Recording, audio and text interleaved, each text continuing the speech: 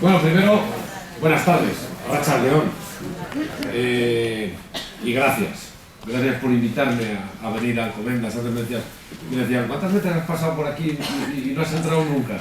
Pero verdad, es la carretera en la que vengo desde Bilbao. Bueno, pues por fin estoy en Alcobendas. Para mí es un placer y estoy sumamente agradecido de que me hayáis invitado y de que estéis todos y todas aquí en esta tarde, que podríais estar haciendo otras cosas, para que efectivamente tengamos un rato de conversación, de reflexión.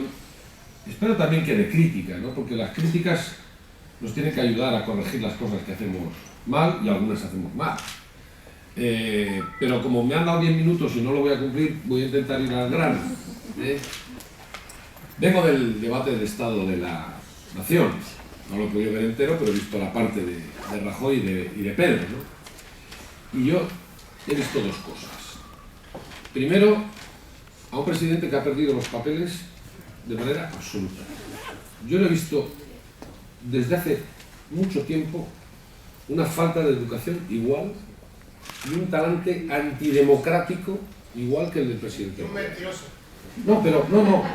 Luego hablaré del mentiroso.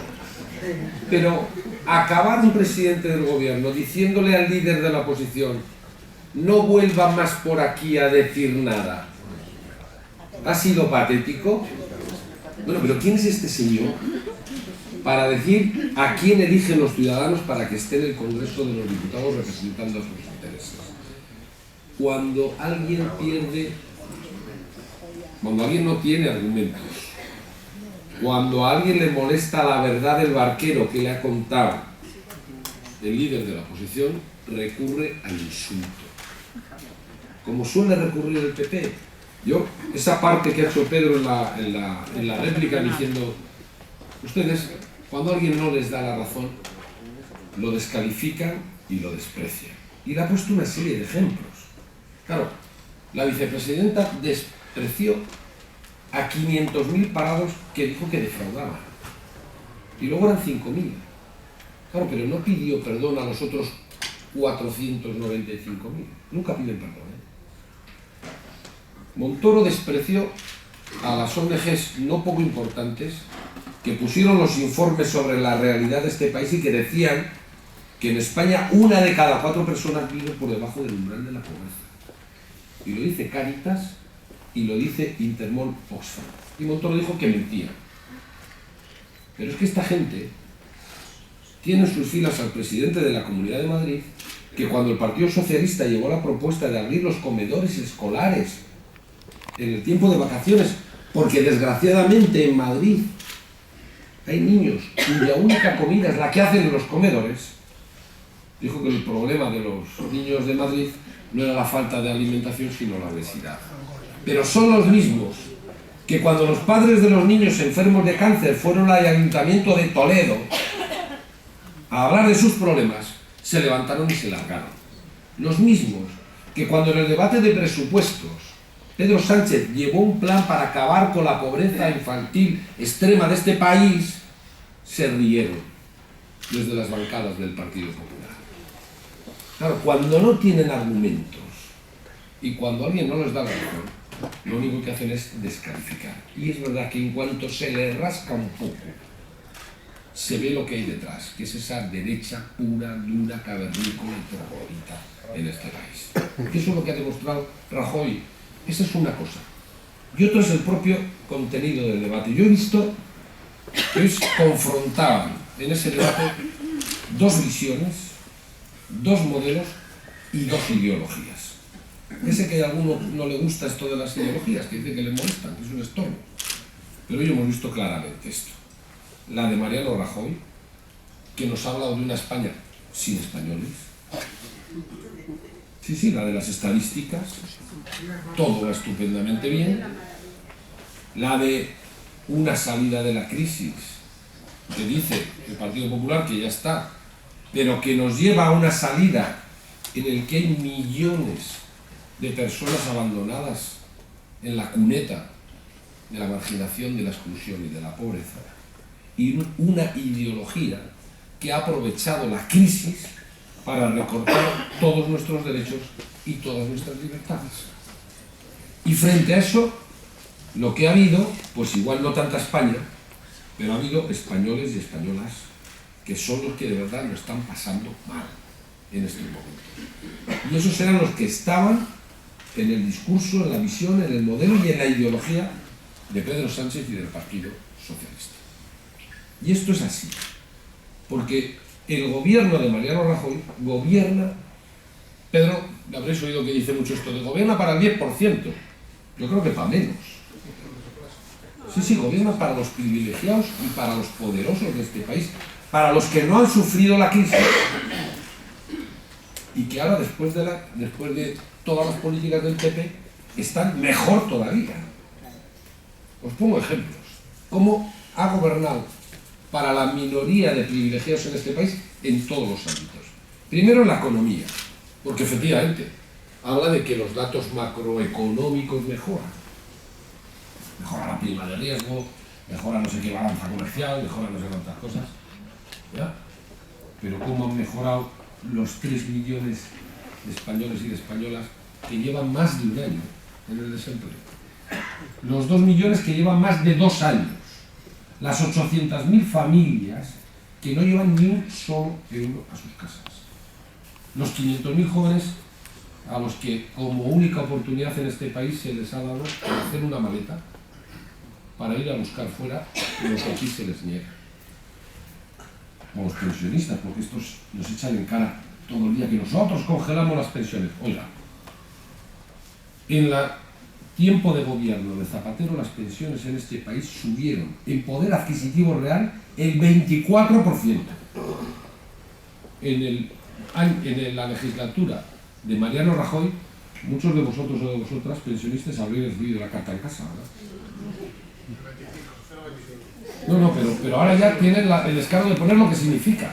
Es que a mi suegra le llegó, antes de morir la pobre, que murió la semana pasada, que le había subido 0,74 euros. Y costaba más la carta que le habían mandado que lo que le habían subido. Pero es peor, porque también le habían subido los impuestos. Y entonces dice, no te sube la pensión, ya, pero hemos subido los impuestos, ahora llevo menos a mi casa. Pero bueno, la economía para unos pocos, porque ahora dicen, no, y ahora como la economía ha mejorado, ahora ya puedo hacer algo que prometí y no hice, que era esto de bajar los impuestos, que subieron todos. Y Vaya dice, voy a bajar los impuestos. Y todo el mundo dirá, qué bien. Ya, pero cuando lo miras, dice, y lo decía Pedro, aunque no ha dado el dato en el debate, dice, mire, hay 5.000, son 4.876 personas en este país que declaran que cobran más de 600.000 euros al año. Bueno, para estas personas, lo que van a dejar de pagar en impuestos con esa reforma son 75.000 euros cada uno. 75.000 euros. Y el 40%, 8 millones de trabajadores que cobran el sueldo básico, podrán llevarse en el mejor de los casos, o podrán dejar de cotizar en el mejor de los casos, 50 euros. 75.000 para los que tienen todo, 50 para los que lo pasan mal. Pero claro, habrá gente que diga, bueno, pero 50 euros más. Ya, pero si te han subido el recibo de la luz como nunca en la historia, si te han quitado las becas de tus hijos, si te han subido las tasas escolares, si te han impuesto el repago de tus medicinas, ¿cuánto más además de esos 50 euros vas a tener que pagar? Sin embargo, para los de los 75.000, ¿qué le importa? Si es que le va a sobrar dinero. Por lo tanto, esta bajada de impuestos de la que nos habla Rajoy no deja de ser más que otra estafa más a este país. Porque gobiernan para esos. En el empleo, 478.000 empleos creados el año pasado. ¿Pero qué no? ¿Sabéis que la mitad de ese empleo son contratos de una semana? ¿Sabéis que el 25% son de menos de 8 horas? ¿Qué ha conseguido esa reforma laboral del Partido Popular? Volver a instalar en este país una categoría que creíamos que había sido desterrada para siempre. la de los trabajadores pobres.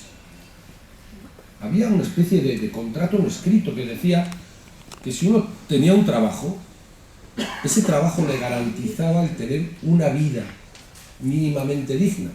Es decir, que con ese trabajo se podía llegar a fin de mes. Hoy, si una persona trabaja menos de una semana al mes o 8 horas al mes y cobra salarios de miseria, no tiene garantizada ni una vida digna, ni llegar a fin de mes, ni nada. Tiene garantizada un puesto en la pobreza. Por lo tanto, muchas veces cuando Rajoy habla de este tipo de empleos, dice, no, un parado menos, no, un pobre más. Es lo que está consiguiendo el Partido Popular. ¿Por qué? Porque ha gobernado también en esto para los suyos, porque con la reforma laboral ha puesto toda la capacidad de poder intervenir en esto en los empresarios. Y no digo que no haya empresarios buenos, que los hay en este país. Pero muchos empresarios malos están sustituyendo el trabajo fijo y estable que tenían antes por un trabajo absolutamente precario, al borde casi de la explotación en este país. En economía, en empleo, en los servicios públicos también. Antes hemos hablado, el repago de las medicinas. Bueno, ¿qué os voy a contar en Madrid? De lo que ha sido el ir esquilmando el sistema de salud. O las becas, o el aumento de tasas, o la justicia que ya no es gratuita, las tasas judiciales. Bueno, todo esto ha ido laminando el estado del bienestar, ha ido recortando el estado del bienestar y sus políticas sociales. 12 puntos menos se dedican hoy al desempleo que antes, con muchos más parados, porque han gobernado para unos pocos. O la corrupción. Siempre del lado de sus amigos. Claro, ahora resulta que a Bárcenas ni le conocía. Sí, eso es lo que nos vienen a decir, ¿no? Es que parece ser que era un señor que pasaba por la calle Génova. O sea, lo último que han pedido, ya no para Bárcenas, sino para otra de sus tramas, son 800 años de cárcel.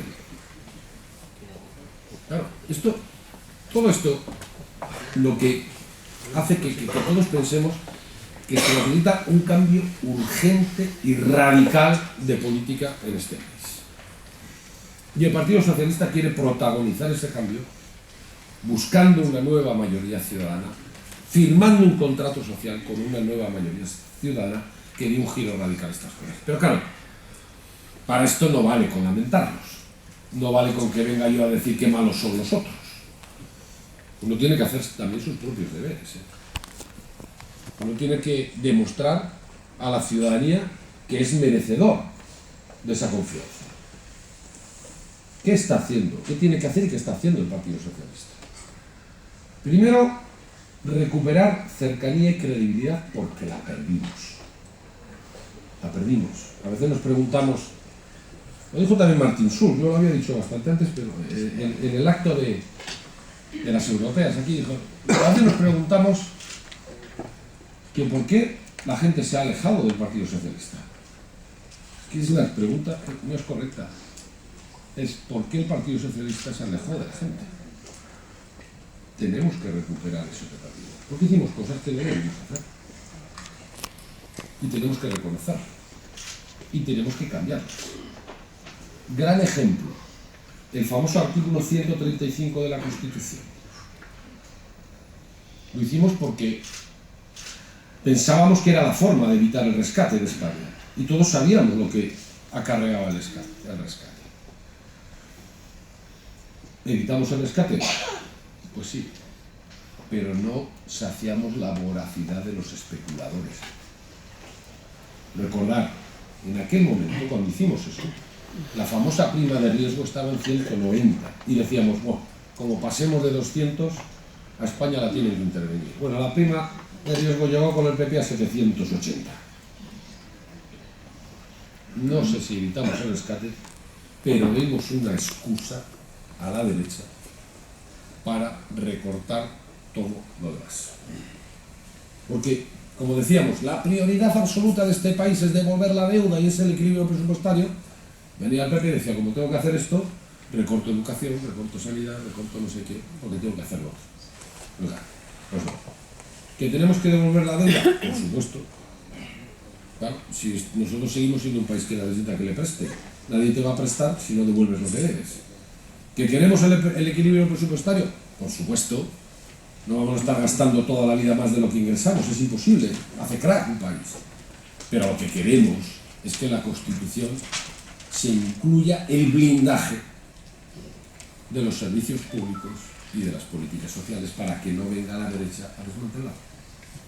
Eso lo hicimos mal y tenemos que corregirlo y lo vamos a corregir.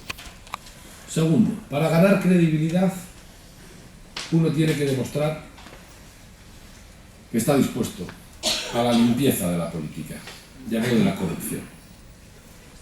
Y tenemos que estar dispuestos a demostrar, y creo que lo estamos haciendo, que los corruptos no tienen sitio en nuestro partido. Veréis, decía Rafael que el lema dice esto de ser socialista es hacer. Y es verdad. Pero yo haré otra reflexión que me enseñaron mis mayores. Ser socialista es una forma de ser y una forma de vivir. Y no vale con tener solo el carnet del Partido Socialista. Uno tiene que ser consecuente con esa forma de ser y de vivir. Tiene que ser honesto, honrado. Tiene que tener un compromiso ético ante la vida. Tiene que ser incapaz de soportar la injusticia se produzca donde se produzca. Tiene que sufrir con el dolor ajeno. Tiene que saber que como todos nacemos iguales, vamos a luchar toda la vida para que todo el mundo tenga iguales oportunidades. Eso es ser socialista. Y por lo tanto, por mucho que se tenga un carnet, si no se comparte este comportamiento ético y esta forma honesta de ser y de vivir, no es socialista y lo que tiene que estar es fuera de nuestro partido. No queremos corrupción ni corruptos en nuestro partido. Y creo que lo estamos demostrando.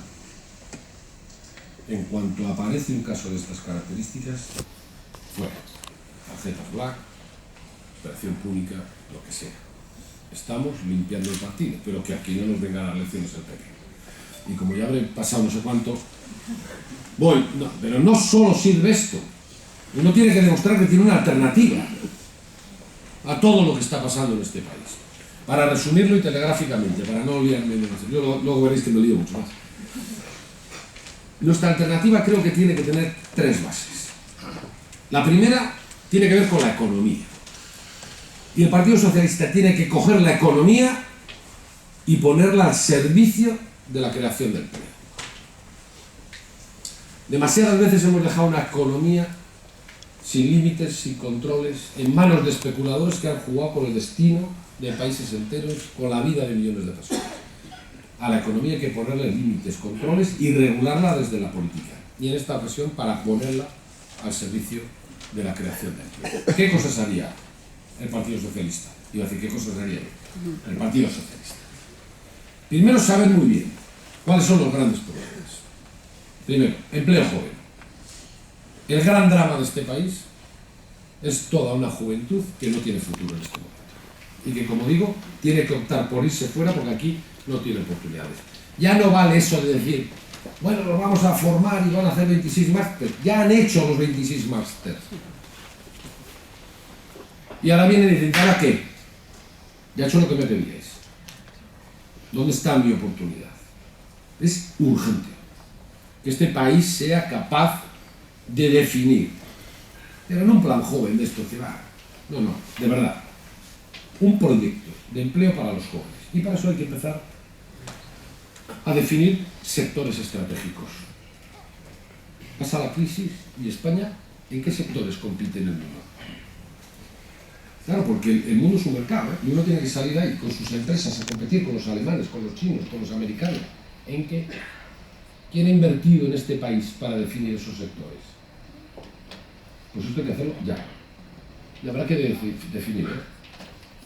Vehículo eléctrico, Redes inteligentes, biotecnologías, y empezar a poner en marcha sectores estratégicos que sean capaces de absorber empleo y empleo joven. Segundo, colectivo que a mí me preocupa muchísimo, porque hablamos mucho de los jóvenes y los mayores de 50 años expulsados del mercado laboral. Eso sí que han perdido todo presente y toda perspectiva. Bueno, pues cuando la situación es de emergencia, como lo es con este colectivo, aquí no vale paños calientes. Esto de que nos dicen siempre, no, es que los gobiernos no crean empleo, lo crean solo los empresarios. Bueno, pues cuando la situación es de emergencia, los gobiernos tienen que crear empleo. Y tendremos que utilizar recursos públicos para buscar acuerdos con los ayuntamientos y con las comunidades para definir empleos para gente mayor de 50 años desempleada y desempleados de larga duración. Contratos, con dinero público, punto. Yo lo hice en Euskadi. Yo contraté a 7.000. ¿Y qué? No es para eso la acción pública. Si no se contratan en otras partes, ¿qué hacemos? ¿A toda esta generación abandonarla para siempre? No, uno tiene que utilizar la política para hacer lo que hay que hacer. Y en este caso hay que implicarse en esto, porque me parece gravísimo que haya una generación que llamemos abandonada. No puede ser. Hay que, bueno, seguiría con más cosas en economía. Segundo, mientras no creamos el suficiente empleo, lo que hay que hacer es tejer una red. Muchos lo llaman de solidaridad, no, yo lo llamo de justicia social, para que nadie en este país se quede abandonado. Y esto tiene que ver con el sistema de salud, con el sistema de educación, con el sistema de pensiones, pero también con que el objetivo en este país tiene que ser, por ejemplo, desahucios cero. Cero. No puede ser. Yo es que me escandalizo. Es que hay ayuntamientos del PP que le han dado las viviendas públicas a fondos buitre, que están desahuciando a personas. ¿Pero esto qué es? Bueno, desahucios cero. Tercer, cuarto, ya no sé. Pobreza energética. Pero bueno, ¿qué estamos haciendo? Que las grandes empresas de energía se estén forrando. El otro día salió, Nacho Galán, 9,5 millones de euros al año que cobra. Pobres energéticos hay en este país que no pueden ni poner la calefacción. Bueno, pues pobreza energética cero. Pobreza infantil, falta de alimentación cero. Es que esa red. Mira, yo suelo decir, la dignidad de un país se mide por cómo trata a las personas más vulnerables y más desfavorecidas. Y nosotros tenemos que recuperar la dignidad de este país. Y tenemos que conseguir que esa red de solidaridad nos sea del suficiente tejido para que nadie se nos caiga por él. Segundo. Y tercero, regeneración democrática. Mejorar la transparencia, el control ciudadano de la cosa pública, la participación e incluso la representatividad, cambiando la ley electoral. Y muchos nos dicen, va muy bien, la carta a los Reyes Magos, ¿de dónde vais a sacar el dinero? De tres partes. Primero, haciendo una reforma fiscal de verdad. Porque nos dicen, es que no hay dinero en este país. Veréis, desde que empezó la crisis hasta hoy, en España hay 40.000 millonarios más. Hay dinero, ¿eh? Desde que empezó la crisis, desde que empezó la reforma laboral del PP, el sueldo medio de los trabajadores y de las trabajadoras se ha reducido un 14%. El de los gestores de las grandes empresas ha aumentado entre el 8, el 10 y el 12%. Claro, hay dinero, pero está más repartido. Y entonces uno tiene que utilizar la fiscalidad, los impuestos, para redistribuir bien el dinero de este país. Para repartir bien las cargas de este país. Para tener recursos suficientes para hacer lo que quiera. Eso es uno. Segundo, pues gobernar es priorizar. Y habrá que decir que hay cosas que tendrán que esperar mejores momentos. Sé que a veces esto es duro, pero a veces que hay que decir. Yo no construiría ningún aeropuerto más en este país, mucho menos sin aviones, sino que lo que fuera a dedicar a eso lo iba a dedicar a un empleo. Digo yo ahora porque esto no es del Partido Socialista, ¿eh? Esto seguro si me oyen me echan la bronca. Y ya, pero igual hay un momento en que tienes que decir, pues mira, este año no se hace ningún kilómetro de autovía más. Y voy a dedicar todos esos recursos a los planes de empleo.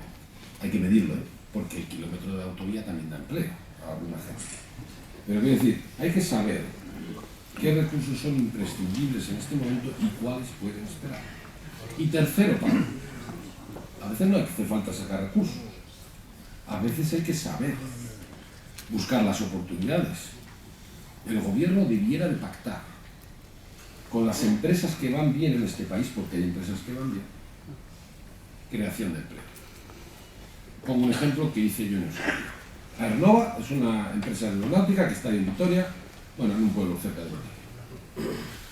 Y el gobierno vasco fuimos con ellos, firmamos un convenio, pusimos dinero al gobierno y la empresa contrató 100 jóvenes, 70 ingenieros, 30 con otro tipo de estudios, para desarrollar las alas de los nuevos modelos, con el compromiso de que cuando acabaran los 3 años que duraba ese convenio, ese contrato, el 70% por lo menos de esos jóvenes se quedaran fijos en la empresa. O sea, habrá que coger a las empresas que vayan bien en este país. Es decir, vamos a ver de verdad cuál es vuestro compromiso con España. Tener un poco menos de beneficios y contratar a más gente. Hay que sentarlas, ¿eh? Hay que buscar este tipo de cosas si de verdad creemos en lo que hay que hacer. Bueno, no me enrollo más, porque todo esto, todo este cambio que hay que hacer radical en este país empieza en mayo en las elecciones municipales y en las elecciones autonómicas. Esa es la gran base, la gran plataforma para poder luego cambiar en el conjunto de España. A ver, yo suelo decir que los ayuntamientos es donde se hace la política casi de verdad, ¿no? Esa política de la inmediatez, de la cercanía. La gente que tiene un problema, la primera ventanilla que llama es a la del ayuntamiento. Y ahí necesita una respuesta rápida. ¿Cuál es lo grave? Que cuando esos ayuntamientos del PP llaman a la puerta pero está cerrada. Y entonces, yo creo que nuestro primer gran objetivo es, bueno, ahora en Madrid se puede decir lo de esperanza, no, pintar la puerta de verde, esperanza del ayuntamiento, para que cuando se llame esté abierta y se atienda de verdad los problemas de los ciudadanos. Es decir, nuestro objetivo es cambiar los ayuntamientos de los negocios del Partido Popular por los ayuntamientos de la solidaridad y la justicia social de los socialistas. Y por eso a mí también me gustaría que le echarais una mano, porque en Alcobendas se necesita como pintar la puerta del ayuntamiento de Madrid.